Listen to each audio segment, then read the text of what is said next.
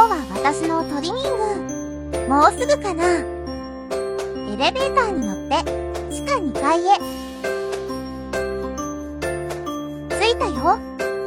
こんにちは。よろしくお願いします。カット中は動いちゃダメ。恥ずかしいから見ないで。記念撮影するよ。お疲れ様でした。イェイ。ママ、お待たせ。ありがとうございました。私、綺麗になったかな？う